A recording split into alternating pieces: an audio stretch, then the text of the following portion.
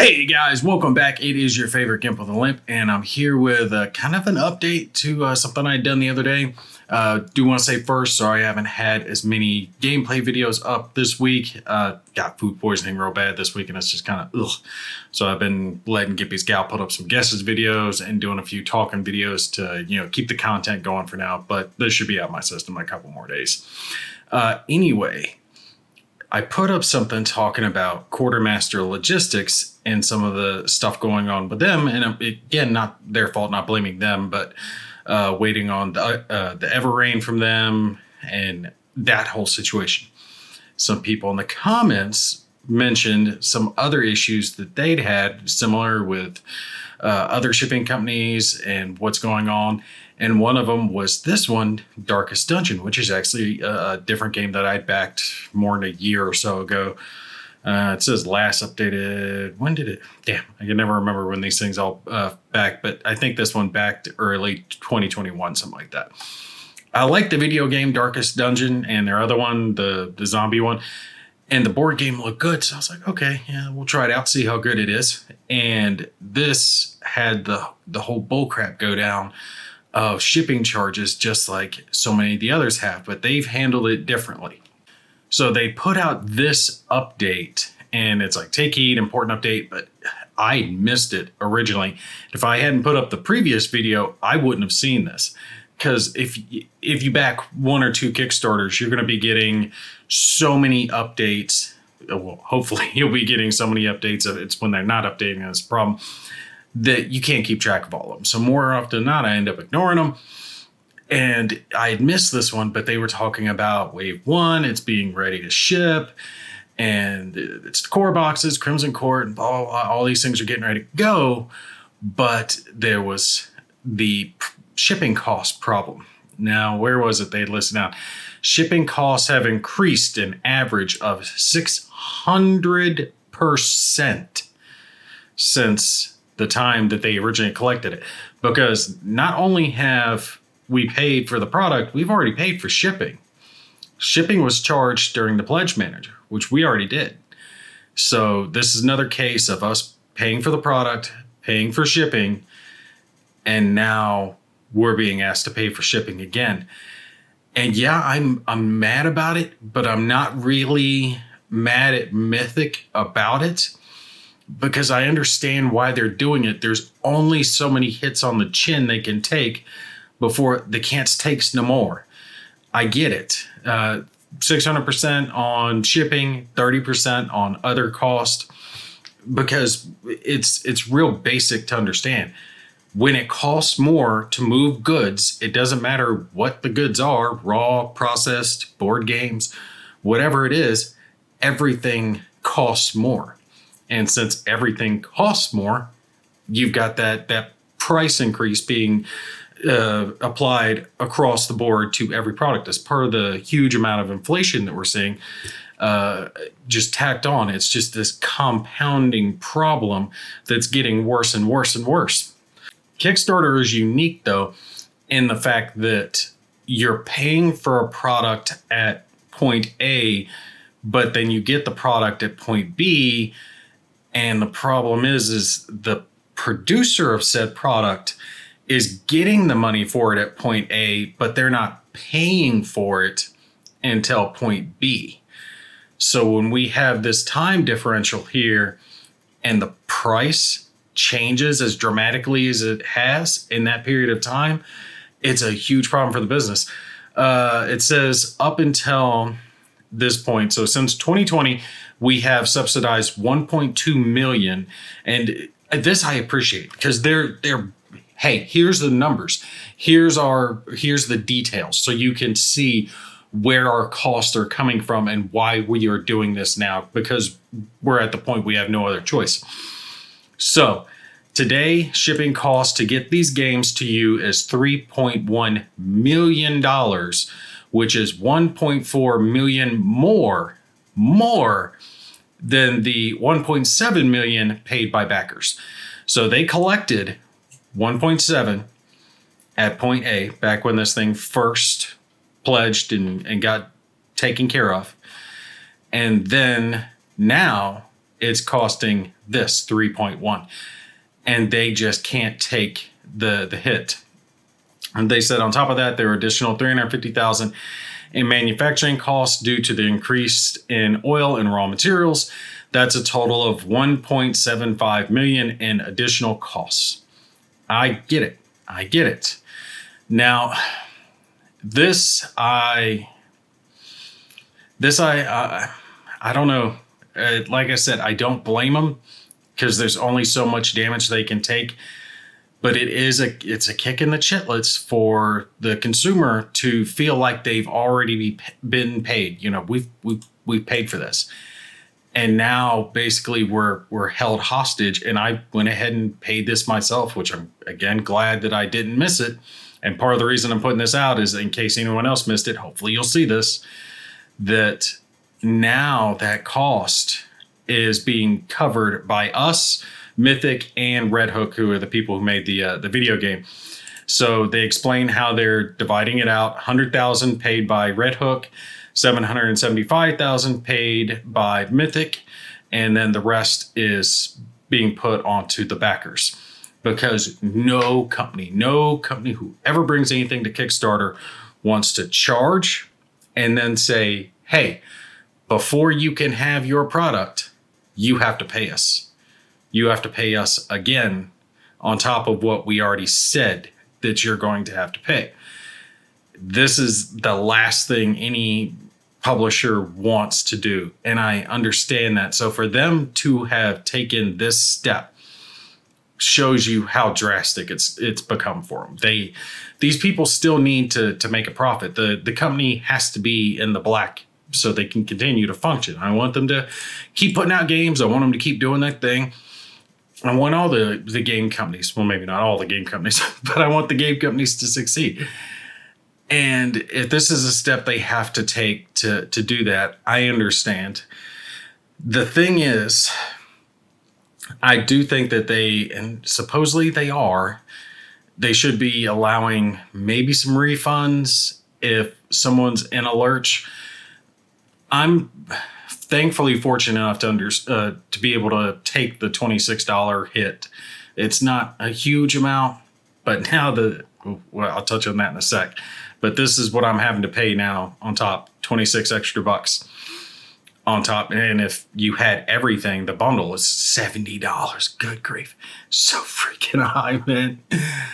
But let's say, what if you were laid off during COVID? What if, whatever happened, you've had medical emergency, death in your family, whatever, and you can't afford the extra hit. And maybe you were looking forward to this Kickstarter because you had backed it. You thought you were already paid and you were good. And now you're getting nickel and dimed again saying, well, we can't send it to you unless you pay us more. Those people should be at least allowed to get a refund if they can't potentially afford it, right? I wish I was in a position to, offer the help to everyone. I'm nowhere near being able to do that. I understand very well what it's like for everyone out there who a $26 charge, I mean, that's my level, but depending on where you backed at, it could be a big hit. That's diapers, that's formula, that's juice for the kids, that's clothes, that's a new pair of shoes. That stuff adds up, especially when you feel like you've already paid this before. And again, don't take this out on Mythic because I don't think it's really their fault. It's not. They're being put in a lurch. They can only take so many hits on the chin before they have to say no more. We can't do it. We've got to pass some of these costs along if we want to be able to continue our company, be able to continue producing stuff. And I understand that. So this is the choice we have to make. And plus, we have to understand that something like this is pure luxury, right? Board games based on video games, all stuff like that. It's a needless luxury. Yes, it's our hobby. We enjoy it. We love it. But just like so many other things out there, it's not a necessity to life. So we have to keep that in mind. If we're in a position to where we can afford to get ourselves a board game every now and then, we're doing okay. We're doing better than probably 95% of the people on this planet. What I anticipate I see happening from here on is I see companies starting to change the way they charge for shipping, and instead they'll have the pledge, have you pay for the pledge after it closes, and then charge for shipping later on. I think some companies already do this, and that it's the much better idea, because charging for it right up front, right there at point A, there's so much uncertainty now that you can't account for it. Unfortunately, this isn't like, back in the heyday of Kickstarter, when it was like 2017, 18, 19, when we could back a game and it was cheaper. I've done a couple of videos talking about this. All the costs have gone up across the board, and now it's the shipping costs. I mean, that was part of it affecting things before, but shipping has become so volatile that you have situations like this going on. So if you have a Kickstarter out there, any of them, make sure you go through those updates, check them. Make sure you're not in a situation where something that you've backed, you think you're good, you're paid. Well, you might not be paid. They might be telling you, hey, you got to pay. Otherwise, we're not going to be able to send it to you, because they do say here, pay your contribution. And the wording to that, just, like your contribution. But I mean, it is our contribution. It's just a mandatory contribution by August 1st. And this contribution guarantees that your game will be on our first containers that leave the port in mid-August. To avoid soliciting those backers that have English products ordered in Wave 2 a second time and requesting a second contribution for another small amount, we will be asking those backers to make their contribution for their Wave 2 content at the same time as Wave 1. And that's what this picture has to do with, is certain parts of whatever the game is, all the good stuff. It's shipping in the second part, and then the first stuff is already done, ready to go.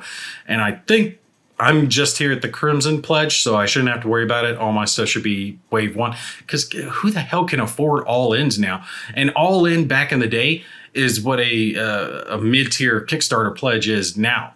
And all-in way back when I say way back when, I mean like 2-3 years ago, was a couple $100. And all-in now, I've seen approaching 1,000. Right? You can't even. Hopefully you can get the base game and enjoy it. So yeah, sorry, I keep getting distracted. It's just so much going on with this stuff. Make sure you see this by August 1st. If you've backed this game, get your payment in if you can. Otherwise, it says, if you prefer to wait, in which case your games will be stored in our factory and will be added to containers as payments are made. So I don't know what that means per se. Does that mean you wait and they're paying it? Or you wait and just pay it when you can? I don't know what they mean by that. That's unclear. As payments are made. Whose payments? Because, I mean, if they were saying if you make your payment whenever you make it, then it gets shipped. Okay, well, that's one thing, but I don't know what they're saying. Who's making the payments, them or us? Because that could really be read either way. When Darkest Dungeon Wave 1 is on its way, the English Wave 1 products will be available on our e-store. However, new buyers will only receive their e-store order after the Wave 1 backers' pledges have been delivered, which is correct. The e-store prices of the product will be higher than during the Kickstarter campaign, even including your additional contributions. See the FAQ. So yeah, and that's also correct. Sorry, if I buy early, if I'm in there early, I want to get the best price. I don't want to find out I could have bought this on Miniature Market or eBay or Amazon, wherever, cheaper without pledging, without it. Hell, Amazon get free shipping. That would really piss me off. And they talk about here the future. It says situation marks a turning point for Mythic. We're already working to evolve and adapt to the new business landscape. We've started to research alternatives to our Kickstarter model by diversifying and offering retail versions of several of our games. We are also currently preparing more condensed games with different and new content, which will allow us to reduce physical size, their price, but also any associated shipping costs. I don't want my games being built based around a size limit. right? Don't get me wrong. You can have an excellent game in a small box. Yeah, I show this stuff all the time. Pocket Landship, excellent. Panzer Strike, I think this is the light version. France, 1944, Pocket, love it. Good stuff. You can have a board game in a small size. That's not a problem. That can be done. But I don't want the creatives out there, the people who are designing these awesome games that we enjoy playing so much, deciding what they're making based on some publisher saying, nope, it's got to be able to fit in this and it can only weigh so much. That's going to reduce quality because we're going to get cheaper, lighter components, and it's all going to be able to fit in a box of whatever size. No, sometimes I want small, sometimes I want big, sometimes grandiose. I want to cover my whole damn table. I want to have an epic experience. I don't want to lose that because of all this bull crap. But really, it really doesn't matter what I want. Ultimately, it's coming down to situations that are out of your hands, because so many people are wanting to play FF games out there and cause problems like this. But yeah, I'll stop complaining. Make sure you go check your Kickstarters if you haven't already. More of the Wargamer ones tend to deliver faster, so I don't think that's going to be an issue for you like Hex and Counter gamers. Those of us who do like our minis, though, you might be running into these issues. Definitely go back and check on some of those because, like I just pointed out, the Everrain, I'm stuck. I fully expect to be getting a message saying, hey, we got it. You can have it for X. Otherwise, you're not going to get it. Oh, and some people were commenting about that BLF, BLG, whatever the hell that company was. It was evidently a company behind Street Masters. So it was absolutely a board game company. It was Fantasy Strike 1 or Fantasy Spirit 1, something like that. There's a range of miniatures. So these things have been sitting in a warehouse for a year. And these people are still waiting on their product from a company that's now defunct. So what's going to happen with that? What's going to happen with these people who have paid for something that someone else is now holding hostage? And I don't blame them. They need to be paid for their work. That's their work. They ship this stuff out. They're owed to be compensated for what they've done. But what happens now when you have two parties that are not at fault and the party that is responsible is defunct? How does, A and C square shit out? I don't know. I have to see how it pans out. I do hope you guys get your stuff, though. That's atrocious. I want you guys treated better than that. But yeah, put your comments down below. Let me know what you think. If you know of any other situations like that, please, by all means, put it down in the comments in case someone's reading. If they don't know, like me, I missed this email. I might not have got my stuff if I hadn't done the previous video. If you know any other situations, any other games, any other Kickstarters that are doing this, put it down below. Keep our people informed. All right, you guys take care. I'll see you in the next one.